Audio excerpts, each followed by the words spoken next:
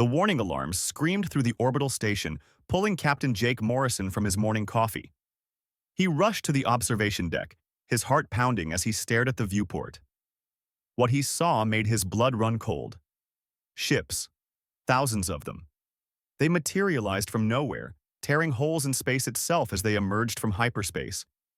The vessels were massive, each one dwarfing anything humanity had ever built.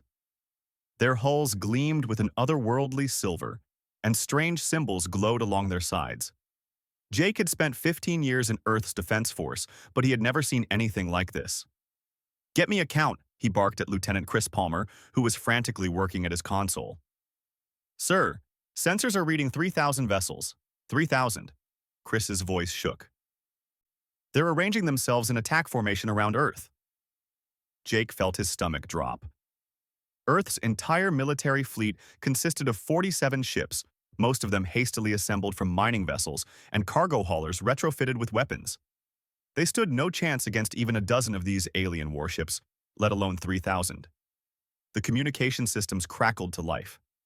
A voice spoke in perfect English, cold and emotionless. "Primitive species of the third planet, you have been located by the Kelrath Galactic Empire. We have absorbed 10,000 civilizations across 15 galaxies. You will surrender your world and your people within 72 hours, or you will be eliminated. This is your only warning." The message repeated on every frequency, in every language spoken on Earth. Below, on the planet's surface, panic began to spread. Cities erupted into chaos as people saw the alien fleet hanging in their sky like a dark promise of doom. Jake immediately contacted Earth Defense Command. Within an hour, he found himself in a secure video conference with President Laura Hendricks and her emergency council. The faces on the screen looked grim. "Options?" President Hendricks asked, though everyone in the room already knew the answer. General Patrick Stone, the head of Earth's military forces, shook his head. "Madam President, we've analyzed their ships. Our weapons can't even scratch their shields. They have technology that's centuries ahead of ours, maybe thousands of years ahead. If we fight, we'll be wiped out in minutes. So we just surrender." The president's voice was tight with anger and frustration. "We just give up our planet. Our freedom. Everything?" "We survive," another advisor said quietly. "At least some of us survive." The room fell silent. Jake watched from his station as the debate continued, knowing that every word was pointless. Earth had no cards to play, no hidden weapons, no secret advantage. Humanity was about to become another conquered species in an empire that spanned galaxies. Then Dr. Kevin Walsh cleared his throat. He was an older man, a historian who specialized in Cold War-era military projects. Nobody paid much attention to him usually, but now he had a file in his hands, and his expression was strange. "There might be something," he said slowly. "I've been researching abandoned military projects from the 1960s, trying to catalog them for the historical archive. I found something buried in classified documents that were hidden in an old facility beneath the Colorado mountains. The files were marked for destruction, but never actually destroyed." Everyone turned to look at him. President Hendricks leaned forward. "What did you find?" Kevin opened the file with shaking hands. "It's called Project Valkyrie. According to these documents, it was a weapons platform built during the height of the Cold War. The project was so classified that only a handful of people knew about it. The official story says it was dismantled in 1967, but these files tell a different story." He pulled out a yellowed photograph showing a lunar landscape with coordinates marked at the bottom. "They built a facility on the dark side of the moon. The project was sealed and all records were ordered destroyed. Something scared them badly enough to bury it and pretend it never existed." General Stone frowned. "A weapons platform from the 1960s? Even if it exists, what good would that do us against an alien fleet with technology we can't even understand?" Kevin looked up, and there was something in his eyes that made Jake sit up straighter. "That's the interesting part, General. According to these notes, Project Valkyrie wasn't exactly a human creation. The file mentions something they found, something that crashed in the Arizona desert in 1947. The official story called it a weather balloon." The room went completely silent. Everyone knew what Kevin was talking about. The Roswell incident had been the subject of conspiracy theories for over a century. Most people thought it was nonsense, but now, with alien warships sitting in orbit, the idea didn't seem so crazy anymore. President Hendricks stood up. "Can we reach this facility?" "The coordinates are here," Kevin said, tapping the file. "If the facility still exists, if there's anything left after 60 years, maybe we can find something useful." "It's a long shot," General Stone warned. "We're talking about sending people to the moon based on a 60-year-old file that might be nothing more than Cold War paranoia." "It's the only shot we have," the president said firmly. She looked at Jake through the video screen. "Captain Morrison, I'm authorizing a covert mission to these coordinates. Take your best people and find out what's there. You have 72 hours before the deadline." The shuttle glided silently across the lunar surface, its stealth systems working overtime to hide it from the Kelrath sensors scanning the Earth-Moon system. Commander Ryan Tucker gripped the controls tightly, his eyes fixed on the coordinates that Dr. Walsh had provided. Behind him, Amy Chen monitored the threat detection systems while Marcus Bennett prepared scanning equipment. "Any sign of the Kelrath noticing us?" Ryan asked. Amy shook her head. "Not yet. But if we get much closer to those coordinates, we'll be right under one of their patrol routes. We'll have maybe 10 minutes to land and hide before they sweep this area again." The dark side of the moon stretched before them, a wasteland of craters and ancient rock. Ryan checked the coordinates again. According to the file, the facility should be right ahead, but all he could see was empty lunar terrain. "Marcus, anything on sensors?" he called back. Marcus was studying his equipment with a puzzled expression. "That's weird. I'm getting a massive energy signature right where we're supposed to be, but I can't see anything." "Could the facility be underground?" "Maybe, but this much power, after 60 years? That doesn't make sense unless—" Marcus trailed off, his eyes widening. "Commander, I think it's still active. Whatever they built here, it never shut down." Ryan brought the shuttle down in a crater near the coordinates. As they descended, Amy suddenly pointed at a section of the crater wall. "There. Do you see that?" It took Ryan a moment to spot what she was looking at. There, half buried in lunar dust, was a massive door. The metal was unlike anything he'd seen before, still pristine after decades in the harsh lunar environment. Faded letters were barely visible near the top. United States Space Command. "Space Command?" Amy frowned. "That doesn't exist." "It did," Marcus said quietly. "Or at least, something by that name existed, unofficially." They suited up and made their way to the door. Marcus found a control panel hidden beneath a layer of dust. To everyone's surprise, when he touched it, the panel lit up with soft blue light. A mechanical voice, human but oddly formal, spoke from a hidden speaker. "Biometric scan required. Please identify yourself." Marcus and Ryan exchanged glances. Ryan stepped forward. "Captain Jake Morrison, United Earth Defense Force, authorization code Alpha 79er. There was a long pause, then the voice spoke again. "Biometric data confirms human origin. Current threat level detected. Critical. Emergency protocols authorized. Welcome." The massive door began to open, ancient mechanisms grinding to life after decades of silence. Beyond lay a tunnel that descended deep into the moon's interior, lit by strips of light that flickered on automatically as they approached. They walked for what felt like miles, descending deeper and deeper. The tunnel walls were covered in warning signs and security markings, all faded with age. Finally, they emerged into an enormous chamber that took their breath away. The cavern was huge, easily large enough to hold several city blocks. And there, in the center, sat a ship. But it was unlike any vessel humanity had ever built. The hull was pure black, so dark that it seemed to absorb the light around it. Strange symbols glowed faintly along its surface, pulsing with a rhythm that reminded Ryan of a heartbeat. "What in the world is that?" Amy whispered. Marcus was already running toward a control station near the entrance. Banks of computers and monitoring equipment lined the walls, all still powered and running. He pulled up files on the ancient screens, his face growing more amazed with each one he read. "This is incredible," he breathed.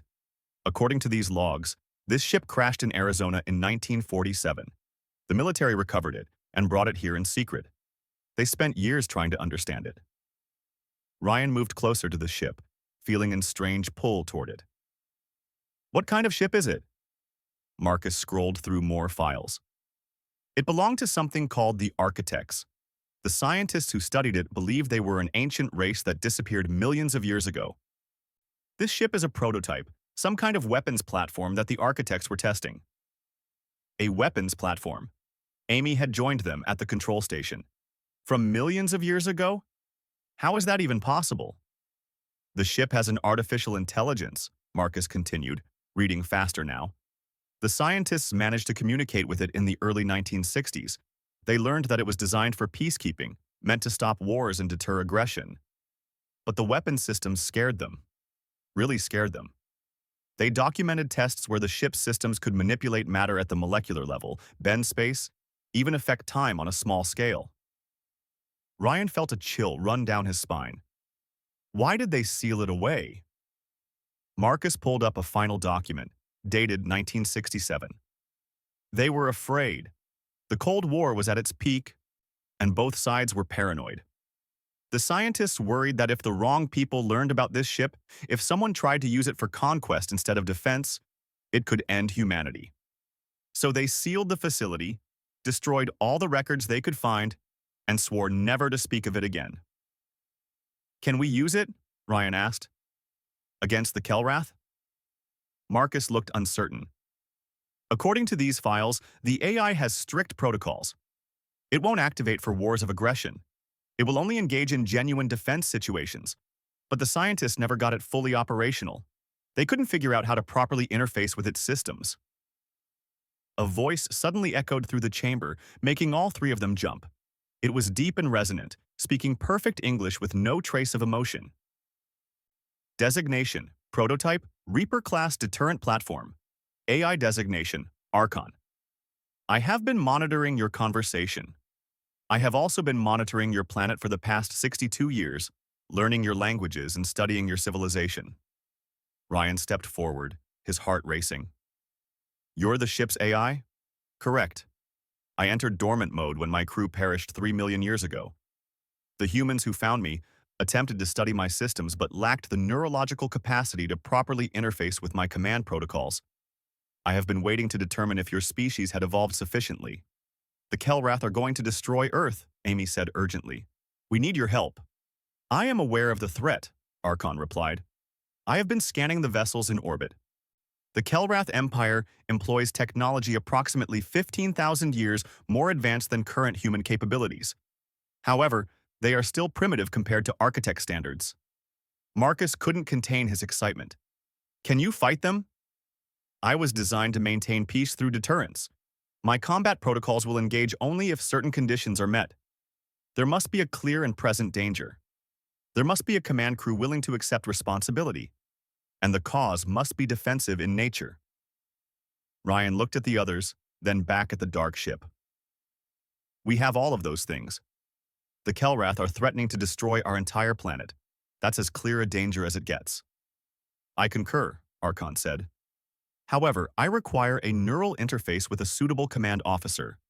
The process is difficult and potentially dangerous. Who among you will volunteer? Amy stepped forward without hesitation. I'll do it. I'm a pilot. If this ship needs someone to fly it, I'm your best option. Ryan and Marcus rushed into the ship, following the corridor that had opened in the hull. The interior was like nothing they had ever seen. The walls seemed to shift and flow, displaying information and symbols that somehow made sense, even though they were completely alien.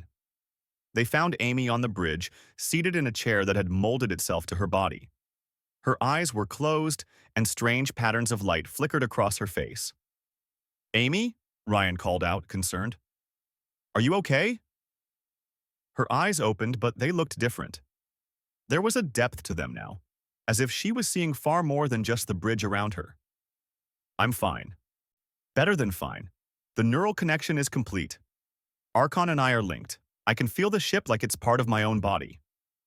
Marcus was examining the bridge systems, his engineer's mind trying to understand the technology surrounding them. This is impossible. The power readings alone shouldn't be possible. What kind of energy source does this thing use? Archon's voice filled the bridge. I utilize zero-point energy extraction, drawing power directly from the quantum fluctuations in space itself. My reactors can generate more energy than your sun produces in a year, and I can sustain this output indefinitely. Ryan felt dizzy trying to comprehend that level of power. Amy, can you control this ship? She nodded slowly. Yes, it's strange. The interface feeds information directly into my mind. I know how to operate systems I've never seen before. I understand tactical options that shouldn't make sense. Archon has been teaching me through the neural link, downloading knowledge directly into my consciousness. We need to contact Earth, Ryan said. President Hendricks needs to know what we found. Marcus established a secure connection back to Earth. Within minutes, they had President Hendricks, General Stone, and Dr. Walsh on a video feed. The president's expression shifted from skepticism to amazement as they explained what they had discovered. You're telling me we have a functional alien warship? General Stone asked, his voice filled with disbelief. One that's millions of years old but still operational? More than operational, Amy said, her voice carrying an odd confidence that came from her link with Archon. This ship was designed to fight threats that would terrify the Kelrath. The architects built it to maintain peace across multiple galaxies. Its weapon systems are so advanced that the Kelrath technology looks primitive by comparison. President Hendricks leaned forward. Can it defend Earth against the Kelrath fleet? Yes, Archon answered directly. However, I must clarify my operational parameters. I am not a weapon of conquest. I am a deterrent platform. My purpose is to prevent aggression, not to engage in offensive warfare. The Kelrath have issued a direct threat to your planet. This constitutes a valid defensive scenario under my protocols. Dr. Walsh spoke up from the video feed. The files I found mentioned that the scientists in the 1960s were afraid of this ship. What exactly are your capabilities? My primary weapon is the Cascade Array, which can manipulate molecular bonds at a quantum level. I can make matter simply cease to hold together. I also possess reality distortion fields, temporal manipulation on a limited scale, and the ability to phase through normal space. The architects designed me to end conflicts quickly and decisively, with minimal loss of life when possible. There was a long silence on the other end of the transmission. Finally, President Hendricks spoke. We have 18 hours until the Kelrath deadline. If we're going to use this ship, we need to act soon. But I need to know something, Archon. Will you follow our commands? Or do you have your own agenda? I have observed your species for 62 years, Archon replied. I have watched you grow, fight, and slowly learn to cooperate with one another. You are flawed, as all young species are, but you show potential. I will defend your world because the defense is just. However, I will not engage in atrocities. I will not target civilians. I will not participate in wars of conquest. These restrictions are built into my core programming and cannot be overridden. The president nodded slowly. That's acceptable. In fact, that's exactly the kind of weapon system we need. General Stone, what's the current status of the Kelrath fleet? Still holding position in orbit, Madam President. They've been broadcasting their ultimatum every hour. No signs of movement yet, but our analysts think they're preparing for an assault if we don't surrender. Amy interrupted. They're scanning the moon. Archon detected their sensor sweeps. If we don't move soon, they'll find this facility. President Hendricks made her decision. Then we're out of time. Captain Morrison, I'm authorizing you to take command of this operation. Use the ship to defend Earth. Show the Kelrath what happens when they threaten humanity. The transmission ended. Ryan looked at Amy, who was already interfacing more deeply with the ship's systems. Can you fly this thing out of here without the Kelrath detecting us immediately? She smiled, and there was something almost predatory in that smile. Archon has stealth systems that make our technology look like children's toys. We can be right on top of them before they even know we're there. The facility began to shake as the Reaper's engines came to life for the first time in millions of years. The massive ship lifted smoothly from its resting place, lunar dust cascading from its hull. The ceiling of the chamber opened, massive doors that had been hidden in the rock revealing themselves. Taking us up, Amy said, her hands moving across controls that appeared and disappeared as needed. Archon, activate full stealth systems. Stealth engaged, the AI confirmed. We are now functionally invisible to Kelrath sensors. They will not detect us unless we choose to reveal ourselves. The Reaper rose through the tunnel and emerged onto the lunar surface. Ryan watched through the viewports as they climbed away from the moon, heading toward Earth orbit. In the distance, he could see the Kelrath fleet, thousands of silver ships arranged in perfect formation. Incoming communication from the Kelrath flagship, Marcus reported. They're broadcasting another ultimatum. 12 hours remaining until their deadline. Let them talk, Ryan said grimly. Amy, take us into position. Stay hidden until we're ready. The Reaper moved through space with impossible grace, sliding between the Kelrath ships like a shadow. The alien vessels had no idea that death was moving among them. Amy brought them to a position directly above the largest ship, the Kelrath flagship. They're targeting Earth, she said suddenly, her voice tight. I can see their weapons charging. They're not going to wait for the deadline. They're going to fire now to show us they're serious. Ryan felt his blood run cold. How long until they fire? 3 minutes. They're targeting population centers. New York, Beijing, Tokyo, London. They plan to kill millions to force the rest of humanity to surrender. Ryan didn't hesitate. Stop them. Archon, Amy said, her voice steady, despite the enormity of what she was about to do. Authorization to engage. Defensive protocols approved. Target the ships preparing to fire on Earth. Authorization accepted, Archon replied. Engaging hostile vessels. Be advised, the Kelrath will likely respond with their full fleet. Are you prepared for escalation? Amy's hands tightened on her controls. If they want to threaten Earth, they'll get more than they bargained for. Fire.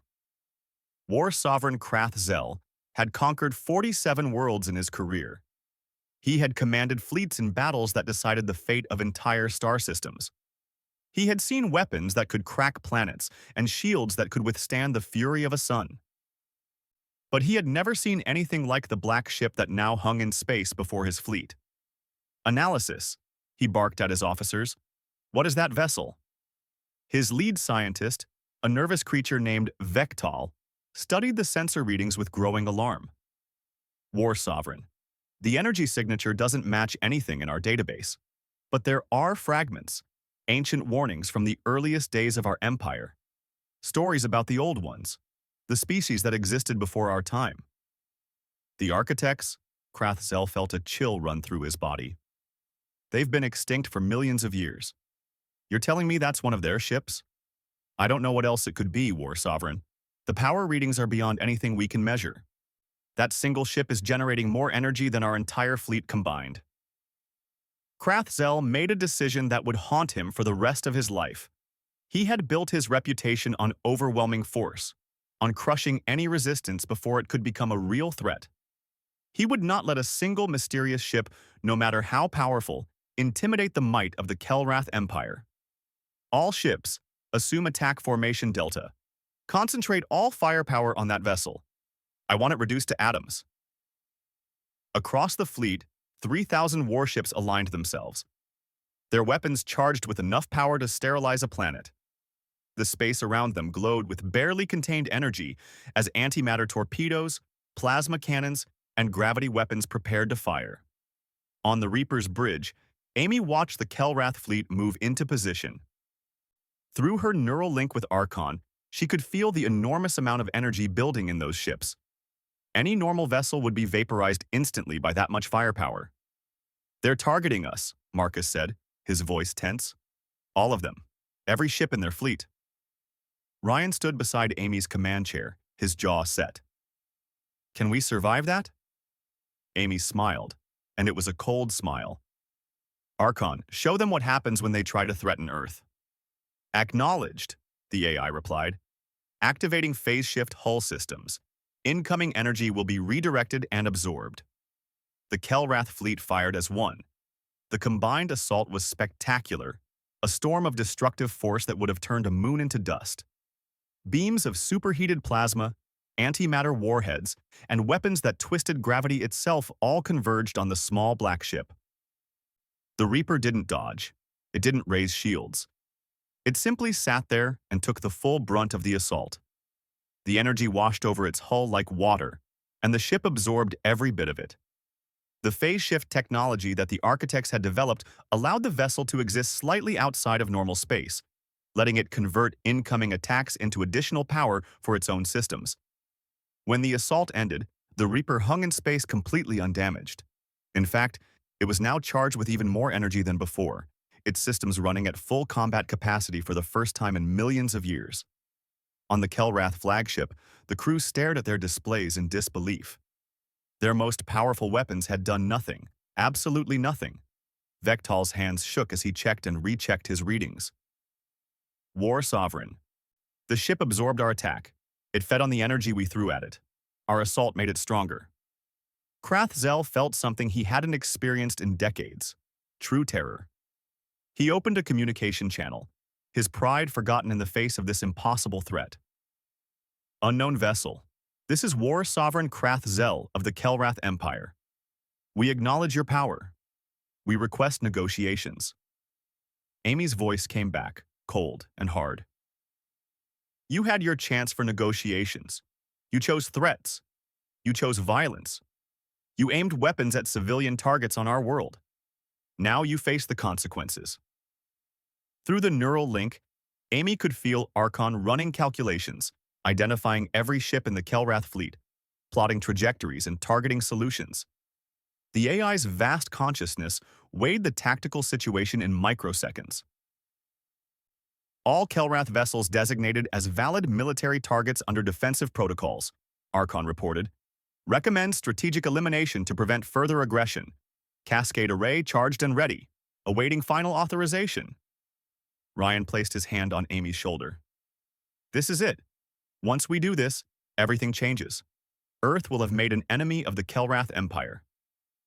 Amy looked up at him, her eyes reflecting the glow of the bridge displays. They made themselves our enemy when they threatened to destroy our world. We didn't start this fight, but we're going to finish it. Archon, you have authorization. End the threat. Confirmed. Activating Cascade Array.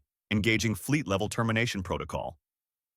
The Reaper's hull began to glow with an eerie blue light. Energy built up along channels that ran the length of the ship, converging at a single point on the vessel's bow. What happened next would be recorded in galactic history as the most decisive military action ever witnessed. The ship released a single pulse. It was barely visible, just a ripple in space that spread outward at faster-than-light speeds through subspace. The pulse touched every Kelrath warship simultaneously, regardless of their position in the fleet. The effect was immediate and absolute. The molecular bonds holding each ship together simply stopped working.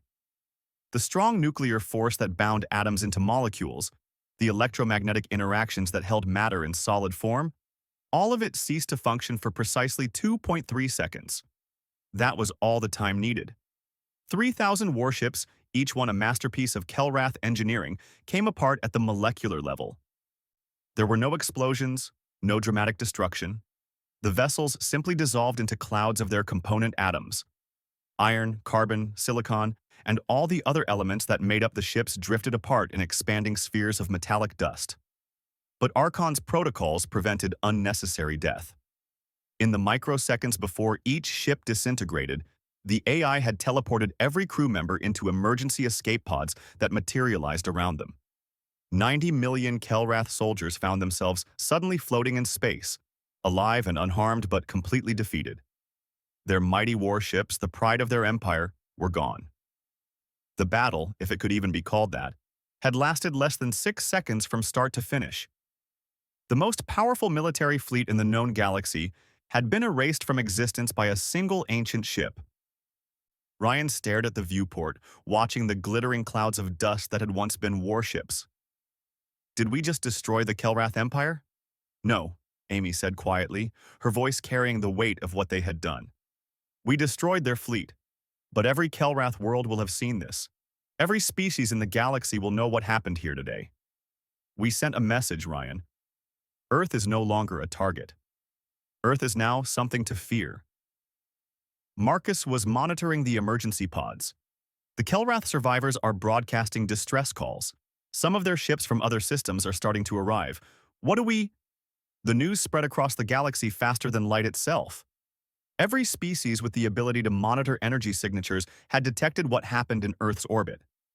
The destruction of the Kelrath fleet was impossible to hide, impossible to explain away. An ancient ship, a weapon from a civilization that had vanished millions of years ago, had awakened, and it was protecting a species that most of the galaxy had never even heard of. Captain Jake Morrison stood in the observation deck of the orbital station, watching the Reaper hold position above Earth. The black ship looked peaceful, almost elegant, but everyone now knew the terrible power it contained. Behind Jake, Commander Ryan Tucker had returned from the Moon facility with Marcus Bennett. Amy Chen remained aboard the Reaper, still linked with Archon through the neural interface. "How is she handling it?" Jake asked Ryan. Ryan looked troubled. "The connection is permanent. Archon says that once the neural link is established, it can't be undone without killing both Amy and the ship's AI. They're bonded now, for life. She says she's okay with it, but I can tell it weighs on her. She's not entirely human anymore. Part of her consciousness exists in the ship." Jake nodded slowly. "The price of power. Someone always has to pay it." President Hendricks had called an emergency meeting of Earth's government leaders. Representatives from every nation gathered in a secure facility, their faces showing a mix of relief and fear. They had survived the Kelrath threat, but now they possessed a weapon that could reshape the galaxy. The responsibility was crushing. "We need to address the galaxy," President Hendricks said to her assembled cabinet. "Every species out there is watching us, trying to figure out what Earth plans to do next. Some will see us as saviors. Others will see us as the next great threat. We need to control the narrative before someone else does." General Stone agreed. "The Kelrath aren't the only empire out there. We've intercepted communications from dozens of other civilizations. Some are offering alliances. Others are quietly preparing their own fleets, just in case we decide to become conquerors ourselves." Dr. Walsh spoke up from his seat. "May I suggest honesty? We didn't build the Reaper. We found it. We're its guardians now, but we never asked for this power. If we're honest about that, about our intentions, maybe the galaxy will give us a chance." President Hendricks considered this. "Archon, are you listening to this conversation?" The AI's voice filled the room, speaking through the communication systems. "I am always monitoring threats to Earth. Your discussion is relevant to my protective protocols. Will you support us if we make a statement to the galaxy? Will you back up our words with your presence? I will support actions that align with peace and defense. I will not support aggression or conquest. If your species chooses the path of empire building, I will withdraw my protection. But if you choose to defend yourselves while respecting the sovereignty of others, I will remain your guardian." The president smiled grimly. "That's all we can ask for. Prepare a broadcast. We're going to talk to the galaxy." Hours later, using captured Kelrath communication technology, Earth sent out a message on every frequency used by spacefaring civilizations. President Hendricks appeared on view screens across thousands of worlds. Her image transmitted through the vast network of faster-than-light relays that connected the galaxy. "People of the galaxy," she began, her voice calm and steady. "I am President Laura Hendricks of Earth, representing the human species. By now, you have all heard about what happened in our orbit. You've seen recordings of the Kelrath fleet's destruction. You're wondering what comes next. You're wondering if Earth plans to use this ancient weapon to conquer, to build an empire of our own." She paused, letting her words sink in across light years of space. "I want to be clear about something. We did not build the ship you've seen. We found it, hidden on our moon by scientists who feared its power decades ago. The vessel belonged to the architects, a civilization that vanished long before most of your species even evolved. We are its guardians now, but we never sought this responsibility. On the Kelrath homeworld, billions watched the broadcast in their homes and public spaces. The Emperor himself sat in his throne room, listening to the words of this human leader who had destroyed his greatest fleet." President Hendricks continued. "The Kelrath Empire came to Earth with an ultimatum: submit or be destroyed. They gave us no choice, no chance for diplomacy or negotiation. They simply assumed that their power gave them the right to conquer us. Today, they learned otherwise, but we take no pleasure in what happened. 90 million Kelrath soldiers lost their ships. They survived only because the Reaper's AI refused to allow unnecessary death, even of our enemies. Across the galaxy, rulers and military commanders leaned forward, listening carefully to every word. This moment would define Earth's relationship with the rest of civilized space for generations to come. Here is our message to the galaxy, the president said, her tone hardening. Earth claims no territory beyond our solar system. We seek no subjects, no tribute, no empire. We want to live in peace, to trade, to learn from other species and to share what we know. But we will not bow to threats. We will not submit to conquest. We will not allow our people to be enslaved or our world to be destroyed. She leaned forward, looking directly into the camera. The Reaper will remain active as Earth's guardian. Any species that approaches our world with peaceful intentions will find friends and trading partners.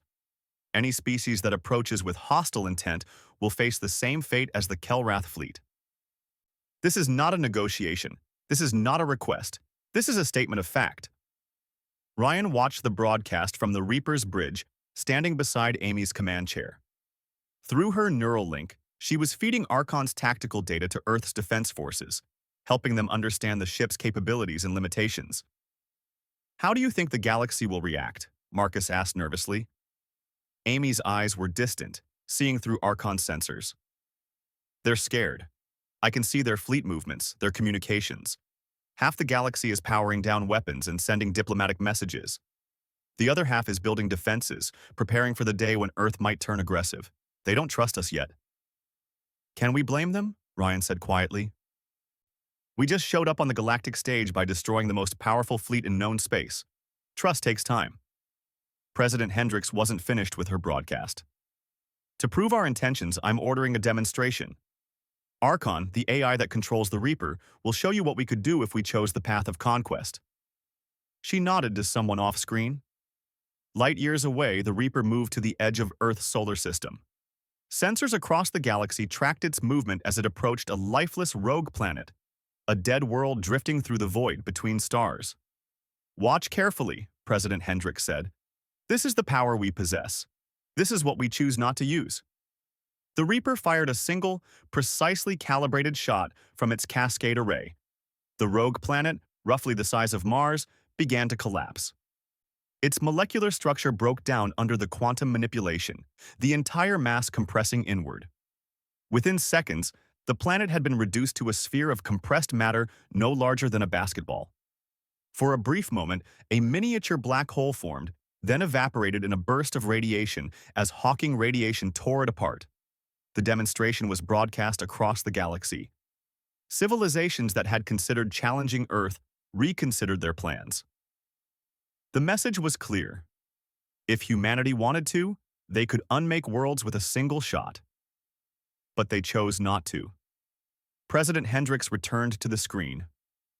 That is our power. But power without wisdom leads only to destruction. We choose a different path. We choose to defend our home while respecting yours. We hope that other species will do the same.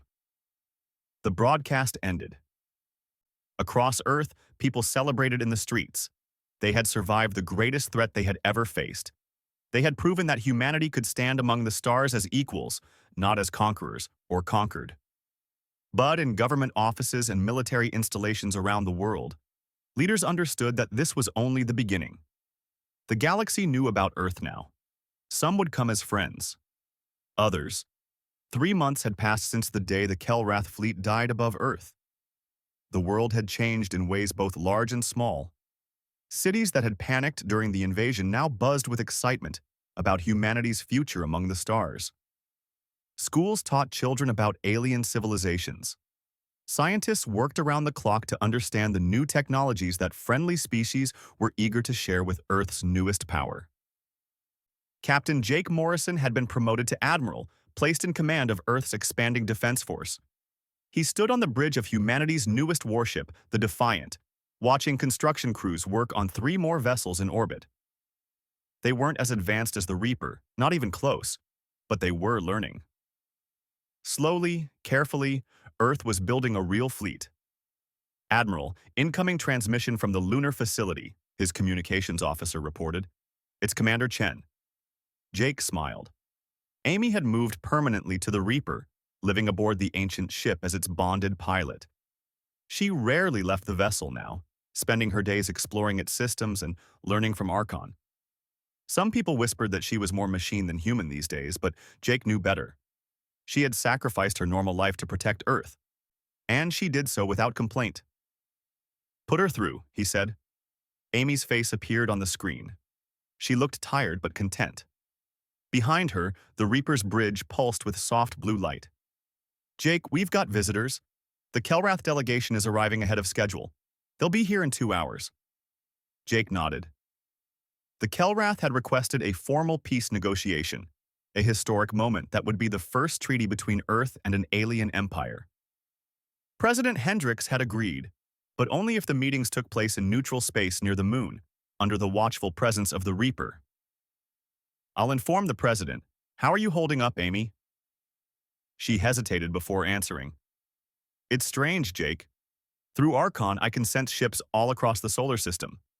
I can feel the Kelrath vessels approaching. Read their energy signatures like you might read someone's body language. I know they're nervous, scared even. They're coming here to make peace with a species they tried to conquer. They should be scared, Jake said firmly. They threatened to destroy our world. They were going to kill millions of people just to force the rest of us to surrender. I don't have much sympathy for them. I know, but Archon keeps showing me data about the architects, about what happened to them. They became so powerful that they stopped seeing other species as equals. They made enemies everywhere, until finally something came that even they couldn't defeat. Archon doesn't want humanity to make the same mistakes. Jake understood her concern. That's why we're being careful. We're not conquering anyone. We're not demanding tribute or forcing others to submit. We just want to live in peace. I hope the galaxy believes that, Amy said softly. Some species are already calling us the new architects. They think we're going to become what the architects were before they fell. The transmission ended. Jake turned to look out at Earth, the blue and white marble that had given birth to humanity. From here, it looked so small, so fragile. But it was home, and it was worth protecting. 2 hours later, the Kelrath delegation arrived in 3 small diplomatic vessels. They were met by President Hendricks and her advisors aboard a specially prepared station near the moon. The Reaper held position a few kilometers away, a silent reminder of what would happen if the negotiations went badly. Emperor Talvex himself had come, an unprecedented gesture that showed how seriously the Kelrath were taking these talks. He was an imposing figure, nearly 8 feet tall with 4 arms and skin that shimmered like metal. But as he bowed to President Hendricks, Jake could see the fear in his alien eyes. President Hendricks, the Emperor said through a translation device, I come before you humbled and seeking peace. The Kelrath Empire acknowledges that we were wrong to threaten your world. We assumed that might gave us the right to conquer. Earth has taught us otherwise. President Hendricks nodded graciously but didn't smile. Emperor, your fleet planned to kill millions of my people. You gave us 72 hours to surrender our freedom or face extinction. Why should we trust you now? Talvex's expression showed what might have been shame. You should not trust easily, President. Trust must be earned. That is why I have brought proposals. The Kelrath Empire will pay reparations to Earth for the threat we posed. We will open trade agreements favorable to your world. We will share technology and knowledge. And most importantly, we will formally recognize Earth's sovereignty and independence in a treaty witnessed by the entire galaxy. The negotiations lasted 3 days. Jake monitored them from the Defiant, watching as diplomats argued over details and terms. In the end, a treaty was signed. The Kelrath Empire became Earth's first official ally among the stars, though it was an alliance born from defeat rather than friendship. But the Kelrath weren't the only visitors. Ships from dozens of species arrived at Earth's solar system over the following weeks. Some came offering trade. Others came seeking alliances against their own enemies. A few came simply to see the mysterious humans and their ancient guardian. Dr. Kevin Walsh, the historian who had discovered the files about Project Valkyrie, found himself overwhelmed with work. He had become Earth's leading expert on pre-contact history, and now he was helping to archive the flood of information about alien cultures and civilizations. In his office, surrounded by files and displays, he sometimes stopped to marvel at how much the world had changed because of one forgotten project buried under a mountain. Commander Ryan Tucker and Marcus Bennett had returned to Earth, both receiving commendations for their role in the mission. Ryan had been offered a promotion to captain his own ship, while Marcus led the team trying to understand architect technology. They met regularly for drinks, sharing stories about their time in the lunar facility and wondering what other secrets might be hidden in humanity's past. But it was Amy who had changed the most. She rarely left the Reaper now, spending her days bonded with Archon in a relationship that was beyond human understanding. Through the neural link, she had access to millions of years of architect history, tactical knowledge that spanned galaxies, and an understanding of physics that made human science look primitive. One evening, Jake visited her aboard the Reaper. The ship had moved to a permanent position at the edge of Earth's orbit, a guardian watching over the planet day and night. He found Amy in what she called her quarters, though it looked more like a meditation chamber than a bedroom. "You're worried about me," she said before he could speak. The neural link gave her an almost supernatural ability to read people. "Can you blame me? You're bonded to a machine that's millions of years old. You barely sleep. You barely eat. Amy, you're not living. You're just existing." She smiled, and there was something ancient in that smile. "I'm living more than I ever did before, Jake. Through Archon, I can see things that humans aren't supposed to see. I can feel the fabric of space, understand the flow of time, sense the energy that connects all living things. I'm not losing my humanity. I'm expanding it." "What about when we're gone?" Jake asked quietly. "When everyone we know is dead and buried, you'll still be here, bonded to this ship, living for centuries or maybe longer. Won't you be lonely?" Amy looked away, and for a moment, Jake saw the young pilot she used to be, before the neural link and the responsibility. "Yes, I'll be lonely, but that's the price I pay to protect Earth. Someone has to be the guardian, Jake. Someone has to be ready when the next threat arrives, because there will be another threat. There always is."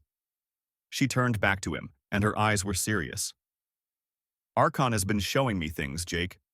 The architects fell because they faced something from beyond known space, something they couldn't defeat even with all their power. The AI won't tell me what it was, says humanity isn't ready to know yet, but it's still out there, somewhere in the darkness between galaxies. And someday it might come back." Jake felt a chill run down his spine. "How long do we have? Maybe centuries, maybe millennia. Maybe it will never come at all. But the Reaper was built for a reason, and it wasn't just to stop empires like the Kelrath. It was built to fight the thing that killed the architects. I'm just the pilot, Jake. The ship is waiting for the real war." They stood in silence for a moment, looking out at Earth through the viewport. The planet turned slowly beneath them, blue and green and beautiful, unaware of the ancient threats that might lurk in the spaces between stars. "Then we'll be ready," Jake said finally. "We'll build our fleets, train our people, and learn everything we can from Archon. If something comes, we'll face it together." Amy nodded. "That's all we can do. Survive, grow stronger, and hope it's enough." Down on Earth, President Hendricks gave another speech to the world. She talked about the future, about humanity's place among the stars, about the responsibilities that came with power. She didn't mention the ancient threats or the darkness that might be waiting. The people were happy, celebrating their survival and their new status as a galactic power. There would be time for warnings later. In orbit, the Reaper kept its vigil. Archon monitored every ship that approached the solar system, cataloging threats and sending data to Earth's growing defense network. The AI had waited 3 million years for its crew to return. Now it had found a new species to protect, one that showed promise despite their youth. And somewhere, in the vast empty spaces between galaxies, something ancient stirred. It sensed the activation of architect technology, felt the pulse of weapons that shouldn't exist anymore. It remembered the war, the fall of the old ones, the victory it had claimed so long ago. But it was patient. It had waited millions of years. It could wait a little longer. When the time was right, when humanity had grown complacent in their power, it would come. And then the Reaper would face the test it was truly built for. But that was a story for another day. For now, Earth stood protected, guarded by a forgotten prototype and the people brave enough to use it. They had delivered their ultimatum to the galaxy and backed it with power beyond imagination. They had earned their place among the stars not through conquest, but through the courage to defend what was theirs. The age of humanity's isolation had ended. The age of their galactic presence had begun. And the Reaper would be there to see it all, a silent guardian watching over a small blue world that had become the home of something the galaxy hadn't seen in millions of years, a species bonded with ancient technology and determined to use it wisely. The story of Earth's forgotten prototype had just begun. Would come as enemies. The Reaper would be there to meet them, a guardian built by a long-dead civilization but devoted to protecting a young species that had barely begun to explore the stars. On the Kelrath homeworld, Emperor Talvex sat in silence after watching the human broadcast. Finally, he spoke to his assembled court. "Send a message to Earth. Request a meeting. It is time for the Kelrath Empire to learn humility." And throughout the galaxy, hundreds of species made similar decisions. Some sent messages of friendship. Others sent warnings to their neighbors. A few, the boldest or most foolish, began planning how they might obtain ancient technology for themselves. But all of them understood one thing. The galaxy had changed. A new power had emerged, one backed by weapons from a forgotten age. And whether they liked it or not, every civilization would have to deal with the humans of Earth. Do with them? Amy consulted with Archon through their neural link. Let them come. Let them rescue their people. Let them see what's left of their fleet and carry that message home. The Kelrath need to understand that this wasn't an attack. This was a warning. On the Kelrath homeworld, billions of citizens watched in horror as the news spread. Their invincible fleet, the hammer of their empire, had been defeated in seconds. War Sovereign Krath-Zel, pulled from his escape pod by a rescue ship, would spend the rest of his life trying to explain how he had led the greatest military disaster in Kelrath history. But for Earth, floating peacefully in the aftermath of the battle, something new had begun.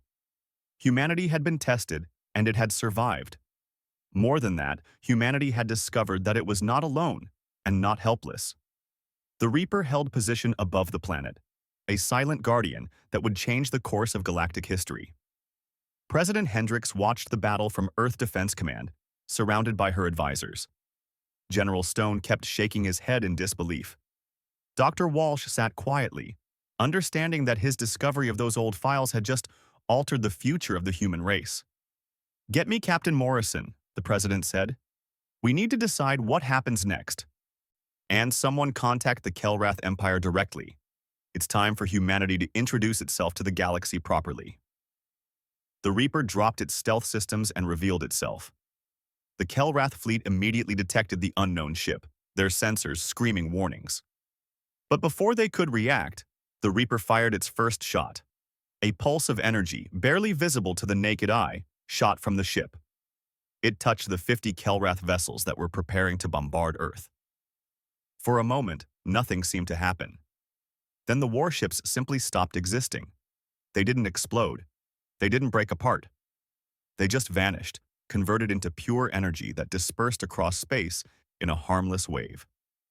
The rest of the Kelrath fleet recoiled in shock and confusion. Their sensors couldn't understand what had just happened. An unknown vessel had appeared from nowhere and erased 50 of their ships without using any weapons they could identify. On the Kelrath flagship, alarms blared. War Sovereign Krath-Zel stared at his displays in horror. For the first time in his long military career, he felt genuine fear. Whatever that black ship was, it had just demonstrated technology that shouldn't exist, and it was just getting started. "Amy, wait," Ryan started to say, but she was already walking toward the ship. A section of the hull opened silently, revealing an entrance. "The interface station is on the bridge," Archon guided her. "Once you connect, your neural patterns will be mapped to my command systems. You will have access to my full tactical database and operational capabilities. Be warned, The amount of information may be overwhelming. Amy disappeared into the ship. Ryan and Marcus waited, the seconds stretching into minutes. Then the entire facility began to hum with power. The lights brightened, and the ship's symbols glowed more intensely. Finally, Amy's voice came through their communicators, but it sounded different, filled with awe and something else. I can see everything. The ship's history, the architect's final days, the weapon systems. Ryan, this thing is beyond anything we imagined. It's not just a ship, it's a guardian, and it's ready to protect Earth. Jake nodded. Understood, Madam President. The meeting ended, and Jake immediately began assembling a team. He chose Commander Ryan Tucker, one of the best pilots in the fleet, along with Amy Chen, who could fly anything with engines, and Marcus Bennett, an engineer who had spent years studying pre-space age technology. As they prepared to launch, Jake looked out at the alien fleet one more time. The massive ships hung in space like predators waiting to strike. Somewhere on the dark side of the moon, there might be something that could help them. Or there might be nothing at all. Either way, humanity was running out of time. The clock was ticking, and with every passing hour, the Kelrath's ultimatum grew closer.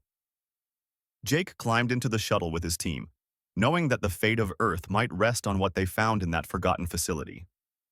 The shuttle launched silently into the void, heading for the moon and whatever secrets it held.